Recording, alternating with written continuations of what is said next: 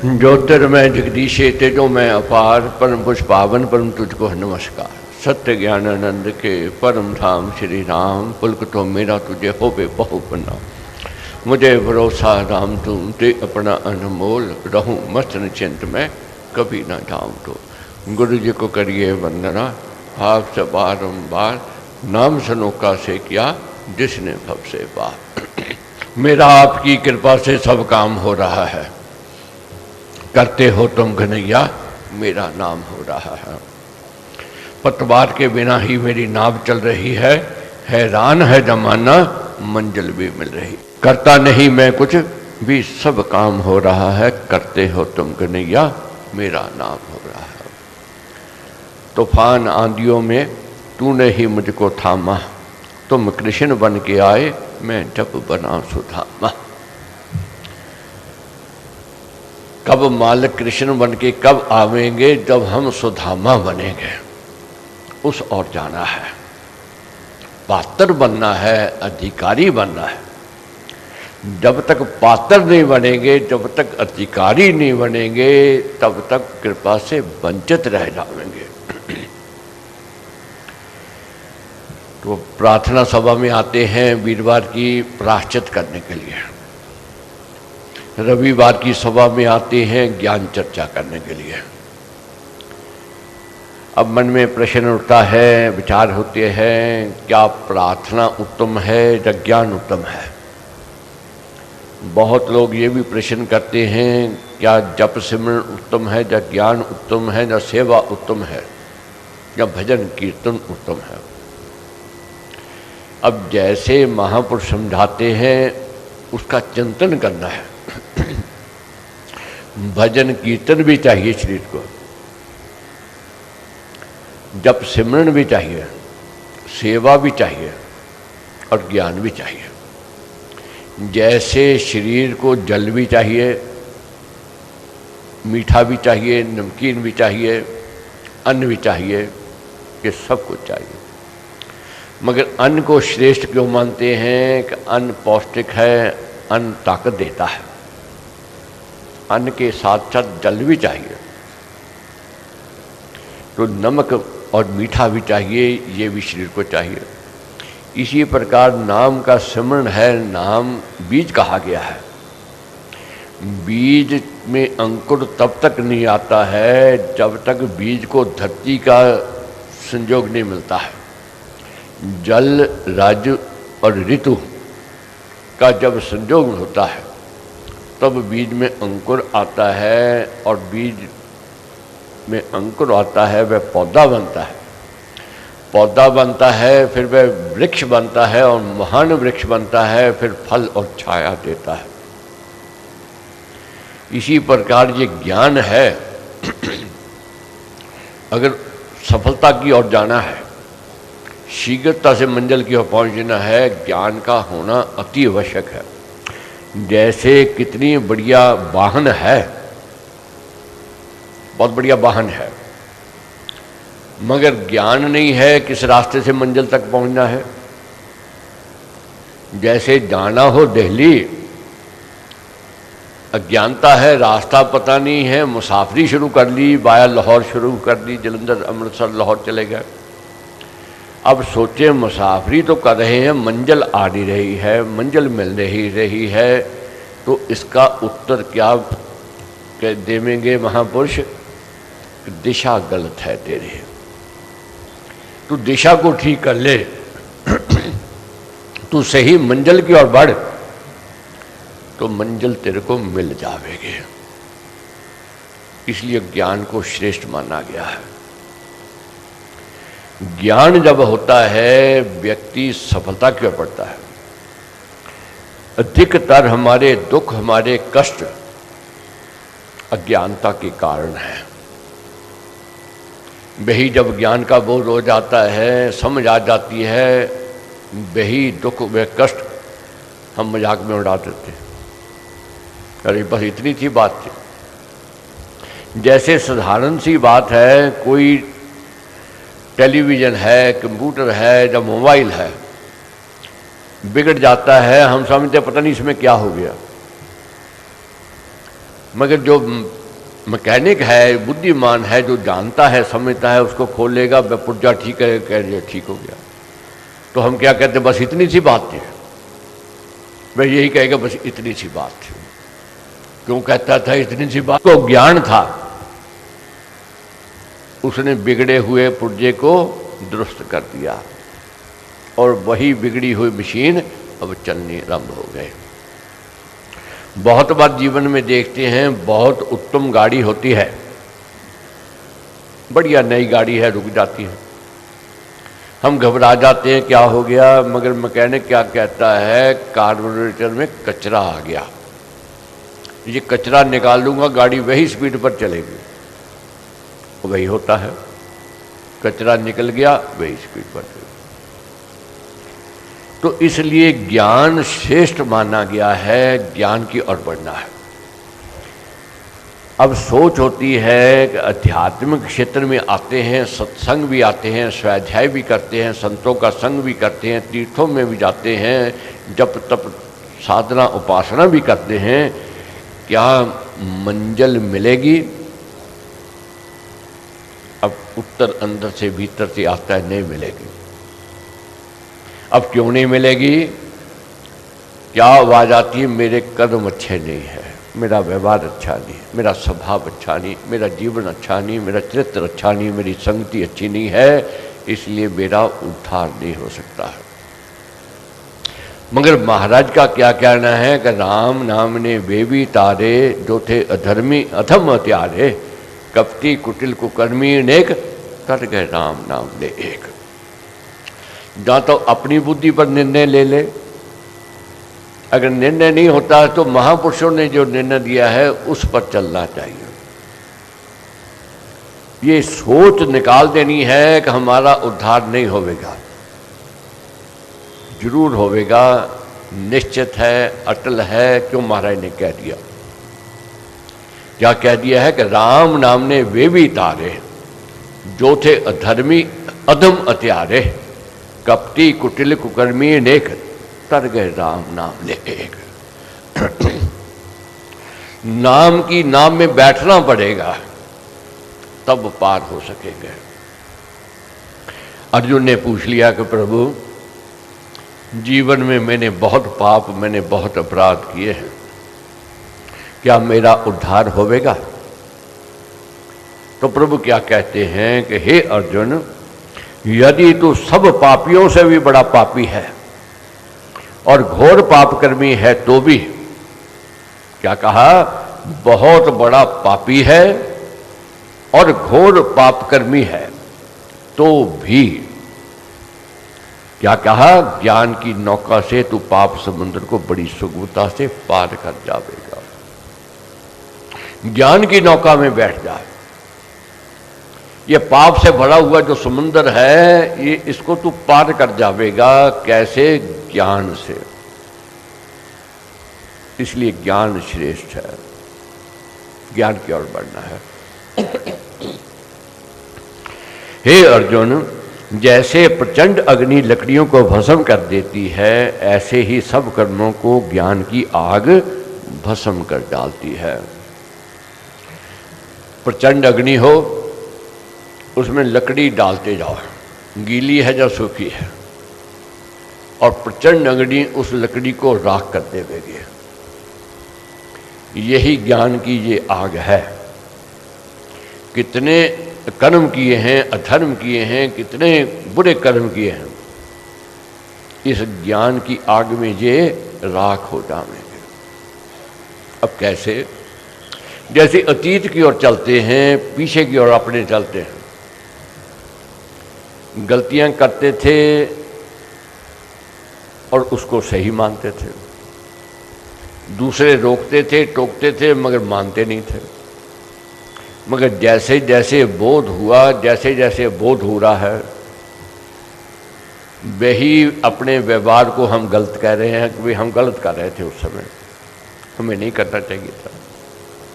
अब क्यों कहा कि नहीं करना चाहिए था? अब ज्ञान का प्रकाश हुआ।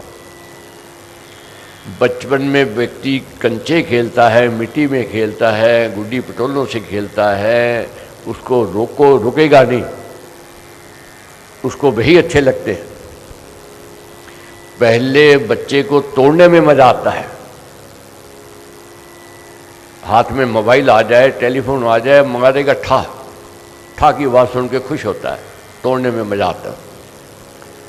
मगर जब ज्ञान होता है, बोध होता है, समझ आती है, फिर उसको जोड़ने में मजा आता है, फिर उसको जोड़ना चाहता है। इसी प्रकार जो गलतियां हमने की बचपन में अज्ञानता के कारण, जवानी में अज्ञानता के कारण, नासमझी के कारण, या काम क्रोध लोभ मोह और अहंकार के कारण, अब टूटे हुए को हमने जोड़ना है, बिखरे हुए को समेटना है। ये कैसे होवेगा? ये ज्ञान से होवेगा। ज्ञान की ओर बढ़ना है। अज्ञानता में भय है, जैसे रात्रि है, रात्रि में भय होवेगा, मगर जब दिन होता है वही भय भाग जाता है। इसी प्रकार अज्ञानता है, उसमें भय होता है। जैसे मुसाफरी में जा रहे हैं, रास्ता पता नहीं, भय रहेगा, पता नहीं ठीक रास्ते पे जा रहे हैं कि नहीं जा रहे हैं, पहुंचेंगे या नहीं पहुंचेंगे। मगर जब पता है कि यही रास्ता है और इतने घंटे का सफर है, निर्भयता आ जाती है, निडरता आ जाती है, फिर वह सोच नहीं रहती है। क्यों नहीं सोच? अब है वे, मेरे को पता है रास्ता कहाँ जाना है और कितने घंटे में जाना है, मैं जानता हूँ। ये भय क्यों निकल गया? ये निराशा उदासीनता क्यों निकल गई? ज्ञान का प्रकाश हो गया। इसी प्रकार जीवन में भय, डर बना रहता है अज्ञानता के कारण। तो प्रभु क्या कहते हैं कि हे अर्जुन, ज्ञान की ओर बढ़। ये सोच छोड़ दे तूने कर्म बुरे किए हैं, पाप अपराध किए हैं। अब तू ये सोच ले कि मैंने इनको धोना है, मैंने श्रेष्ठ बनना है, मैंने महानता की ओर जाना है। निश्चय से इस लोक में ज्ञान के सदृश दूसरा कोई साधन पवित्र नहीं है। उस ज्ञान को कर्म योग से भली प्रकार सफल हो चुका मनुष्य समय पर आप ही अपने आत्मा को प्राप्त कर लेता है और लक्ष्य की ओर पहुंच जाता है। अब अर्जुन पूछते हैं, प्रभु ज्ञान कैसे मिले? प्रभु कहते हैं कि हे अर्जुन, श्रद्धावान, विश्वासी, जितेंद्रिय और परमेश्वर परायण ही मनुष्य ज्ञान को प्राप्त कर सकता है। पहले तो श्रद्धा को बढ़ाना पड़ेगा, विश्वास को जगाना पड़ेगा। अभी विश्वासी है तो क्या कहेगा? मेरा आपकी कृपा से सब काम हो रहा है, करते हो तुम कन्हैया, मेरा नाम हो रहा है। ये विश्वासी भरोसे वाला करेगा। जो अविश्वासी है वह तर्क करेगा, वह उलाना देता जाएगा। तूने मेरा क्या किया, मेरे को क्या दिया, मेरे को कुछ नहीं मिला, उसको ऐसे मिल गया, वैसे मिल गया, ये दे दिया। ये तर्क करता है जो नास्तिक भावना वाला है। तर्क जो करता है दुख में जाता है, उसको कभी शांति नहीं मिलती है, वह सदा अशांत रहेगा। इसलिए हे अर्जुन, विश्वास को जगाना है और जितेंद्रिय, अपनी इंद्रियों को अपने वश में, कंट्रोल में रखना है। इंद्रियों को खुला छोड़ दें, ज्ञान की प्राप्ति चाहें, नहीं हो सकता है। ज्ञान खरीदा नहीं जा सकता, ज्ञान छीना नहीं जा सकता। कोई कहे कि मेरे पास दौलत है, मैं ज्ञान खरीद लाऊंगा, असंभव, नहीं हो सकता है। कोई कहे मेरे पास ताकत है, मैं ज्ञान छीन लाऊंगा, असंभव है, नहीं हो सकता है। तो अर्जुन पूछते हैं फिर कहाँ से मिले जे? प्रभु कहते हैं कि ये सेवा से मिलता है, बनीता से मिलता है, नम्रता से मिलता है और जिज्ञासा को जागृत करने से मिलता है। जिज्ञासा लेकर के जाओ कि मेरे को ज्ञान चाहिए। महापुरुषों के पास जाओ, विवेकी के पास जाओ, संतों के पास जाओ, बुद्धिमान व्यक्तियों के पास जाओ और जाकर के नम्रता से, विनीतता से सेवा भाव करते हुए, भाव को जगाते हुए ये मांगो हमें ज्ञान का प्रकाश दो, तो ज्ञान मिलेगा। और जब ज्ञान मिलेगा तो प्रभु कहते हैं फिर तुरंत परम शांति मिल जाती है। कर्म योग के ज्ञान के, अध्यात्म ज्ञान के 3 ही उत्तम साधन हैं, श्रद्धा, भक्ति और इंद्रिय संयम। 3 बातों को जागृत करना है। क्यों करना है? क्योंकि मेरा लक्ष्य भी वही है, आपका लक्ष्य भी वही है कि कुछ करना है, कुछ बनना है, कुछ करके दिखाना है, कुछ बन के दिखाना है। नहीं तो रविवार को आप सत्संग नहीं आ सकते हो। रविवार आलस्य का दिन है, प्रमाद का दिन है, बहुत बढ़िया नींद आती है और कुसंग भी बहुत अच्छा लगता है, तर्क भी अच्छा लगता है। मगर वही आता है रविवार को आलस्य, प्रमाद, कुसंग छोड़ करके जो बनना चाहता है, जो अपने आप को तराशना चाहता है। श्रीमद् भगवत गीता का यज्ञ अब आरंभ होने वाला है। ये यज्ञ जो है 27 तारीख से आरंभ होगा, यानी कि अगले रविवार से अगला रविवार जो आवेगा। कितनी निराशा है, कितनी शांति है, कितनी उदासीनता है, कितना भय है, कितना डर क्यों नहीं है। ये ज्ञान प्राप्त होने के पश्चात भय डर निकलता है, निराशा आशा में बदल जाती है, उदासीनता खुशी में बदल जाती है। तो क्या मन में हमारे प्रश्न उठते हैं, उसका उत्तर इसमें मिलता है। तो प्रभु क्या कहते हैं कि हे अर्जुन, जो ज्ञान से रहित है, श्रद्धा ना करने वाला है और संशयशील है, वह नष्ट हो जाता है। संशय युक्त का ना ये लोक है, ना परलोक है, और ना उसको सुख मिल सकता है। आज दुख का कारण क्या है, अशांति का कारण क्या है, निराशा का कारण क्या है? अज्ञानता। प्रभु कहते हैं कि हे अर्जुन, जब तेरे अंदर श्रद्धा जागृत हो जाएगी, संशयशीलता दूर हो जाएगी, तेरा लोक और परलोक दोनों सुधर जाएंगे।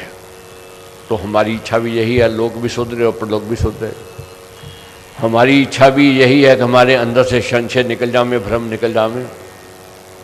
तो प्रभु क्या कहते हैं कि हे अर्जुन, सत्य ज्ञान का ना होना, आत्मा परमात्मा में श्रद्धाहीन होना और आस्तिक भाव में तथा कर्तव्य कर्मों में संदेहशील बने रहना, पाप दोष की भावना से डामाडोल हो जाना मनुष्य के विनाश का कारण है। आज हमारी क्या स्थिति है, क्यों विनाश का कारण बना हुआ है? हम पाप दोष की भावना से डामाडोल हो जाते हैं। कोई भी कर्म, कोई भी क्रिया ऐसी नहीं है जिसमें दोष नहीं है। कोई भी क्रिया ले लो, नेगेटिव थॉट्स वाला उसमें दोष देखता है, पॉजिटिव सोच वाला उसमें गुण, उसमें विशेषता देखता है।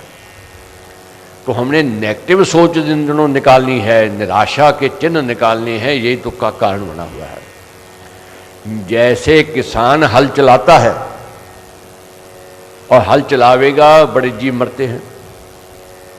सर्प की बिल है, चूहे की बिल है, वह तोड़ता है, तहस नहस कर देता है। अगर ये सोचने लग जाए मैंने इसका घर तबाह कर दिया, वह हल नहीं चला पावेगा। डॉक्टर ऑपरेशन करता है, हाथ में छुरी है, औजार है,